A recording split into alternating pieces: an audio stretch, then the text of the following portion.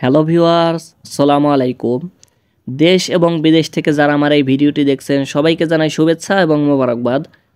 আমি মোহাম্মদ রিয়াদ চলে আসলাম আপনাদের সামনে MR কৃষি টিভির পক্ষ থেকে প্রতিদিনের মতো আরও একটি নতুন ভিডিও নিয়ে।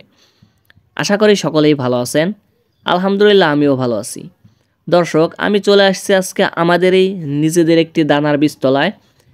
আমাদের প্রথম যেই জমিটায় দানা দেওয়া হয়েছিল আমি আজকে সেই জমিটায় অবস্থান করছি। আজকে আমি আপনাদেরকে এইখান থেকে জানানোর চেষ্টা করব যে আমাদের এইখানে কত শতাংশ জমি আছে এবং কয় কেজি দানা দেওয়া হয়েছিল। আপনারা দেখতে পাচ্ছেন যে দানা একটু পাতলা জ্বালাইছে। এই পাতলা জ্বালানোর কারণ কি? আমাদের এইখানে কি জমি বেশি, দানা কম দেওয়া হয়েছে, না কি কারণে এরকম হয়েছে? ইনশাল্লাহ তার একটা ধারণা দেওয়ার চেষ্টা করব এবং আমাদের এই দানার বয়স কতদিন হয়েছে, কি সার ওষুধ দেওয়া হয়েছে এবং এই দানায় কয় সেচ দেওয়া হয়েছে, সামনে কয় সেচ দেওয়া হবে এবং এই দানাটা কবে এই বই থেকে অন্য বইতে লাগানো হবে, বিস্তারিত থাকছে আজকের এই ভিডিওয়ে। তা ভিডিওটি না টেনে সম্পূর্ণ দেখতে থাকুন। আশা করি ভালো কিছু শিখতে পারবেন এবং ভালো কিছু জানতে পারবেন। দর্শক, আমাদের এইখানে হচ্ছে 13 শতাংশ জমি। আমাদের 13 শতাংশ জমিতে 3 কেজি লাল তীর পেঁয়াজের দানা দেওয়া হয়। আর একটা কথা বলে রাখি, এই দানাই কিন্তু আমাদের অন্য জমিতে দেওয়া হয়েছে, কিন্তু সেই জমিটা আলহামদুলিল্লাহ অনেক ভালো জ্বালাইছে। আমাদের দ্বিতীয় যে জমিটা দেওয়া হয়েছে সেটা কিন্তু আলহামদুলিল্লাহ অনেক ভালো জ্বালাইছে, কিন্তু আমাদের এই জমিটা হয়েছে একটু পাতলা জ্বালাইছে।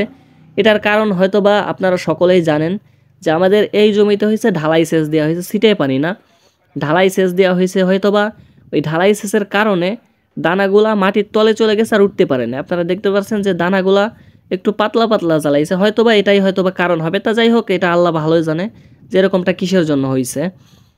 আর আমাদের এই দানার বয়স হচ্ছে 6 তারিখে হচ্ছে আমাদের এই দানাটা দেওয়া ছিল। আজকে হচ্ছে 3 তারিখ, হয়তোবা 27-28 দিন হবে এই দানার বয়স। তাই 27-28 দিন আমাদের কি সার ওষুধ দেওয়া হয়েছে এটা আমি বলি। আমাদের এই জমিতে আমি শুরু থেকে আপনাদেরকে ভিডিও দিয়ে আসতেছি যে আমাদের কি সার ওষুধ দেওয়া হয়, কি স্প্রে দেওয়া হয়। আমি কিন্তু সব কিছু আপনাদেরকে জানানোর চেষ্টা করি। তা আমাদের এই জমিতে আপনারা যারা আমার চ্যানেলে রেগুলার ভিডিও দেখতেছেন, যারা আমার চ্যানেলের রেগুলার দর্শক, তারা সকলেই জানেন যে আমাদের এই জমিতে কি সার ওষুধ দেওয়া হয়েছে। আমাদের এই জমিতে এখন পর্যন্ত সেরকম কোনো সার ওষুধ দেওয়া হয় নাই, শুধু স্প্রে দেওয়া হয়েছে রিডোমিল গোল্ড আর হচ্ছে সুজন ঘাস মারার জন্য, সুজন আর হচ্ছে হলো আরেকটা কি জনুক, আরেকটা কি কীটনাশক জন দেওয়া হয়েছে ঘাস মারার জন্য। যাই হোক, সেটার নাম হচ্ছে আমার মনে নাই। আমি এই ভিডিওর ডিসক্রিপশন বক্সে ওই ভিডিওগুলোর লিঙ্ক দিয়ে দিব, আপনারা চাইলে দেখে নিতে পারেন যে আমাদের এই জমিতে ঘাস মারার জন্য কী ওষুধ ব্যবহার করছে। আপনারা যদি দেখেন দর্শক, আমাদের জমিতে কিন্তু আলহামদুলিল্লাহ এখন কোনো ঘাস নাই, একদম দেখেন মানে কোনো ঘাস নাই আলহামদুলিল্লাহ। এখন দানাগুলাই আছে। এই দানা হয়তো আমাদের এই জমিতে 10-15 দিন থাকবে, তারপরেই কিন্তু এই জমি থেকে মানে অন্য জমিতে লাগা দেওয়া হবে। তারপরে হয়তো বা 3-4 মাস লাগবে, 3 মাস 3.5 মাস লাগবে পেঁয়াজ হইতে। তা যাই হোক, সেটা আমি পরে আপনাদেরকে পার্ট বাই পার্ট দেখানোর চেষ্টা করব। আপনারা দেখতে পাচ্ছেন যে আমাদের জমি একটু ফাটা ফাটা ভাব হয়েছে। আমাদের এই জমিতে হয়তো বা 2-1 দিনের ভিতরেই সেচ দিয়ে দেওয়া হবে।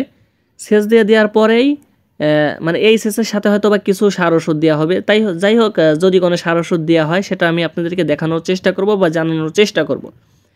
আর দর্শক, আমাদের এই জমিতে হয়তোবা আর 2টা সেচ দেওয়া হবে।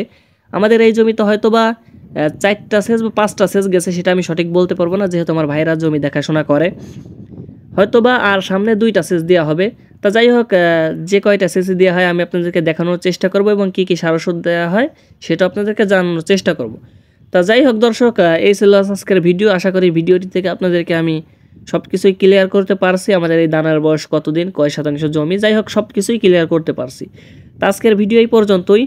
যারা এই ধরনের ভিডিও প্রতিনিয়ত দেখতে চান তারা অবশ্যই আমার ইউটিউব চ্যানেল থেকে ভিডিওটি দেখে থাকলে আমার ইউটিউব চ্যানেলটি সাবস্ক্রাইব করে রাখবেন এবং ফেসবুক পেজ থেকে দেখে থাকলে অবশ্যই আমার পেজটি ফলো করে রাখবেন। তা দর্শক, আজকে মূলত এখানেই বিদায় নিচ্ছি। তা দেখা হবে আবার নতুন কোনো ভিডিও। সে পর্যন্ত সকলেই ভালো থাকবেন, সুস্থ থাকবেন। আসসালামু আলাইকুম।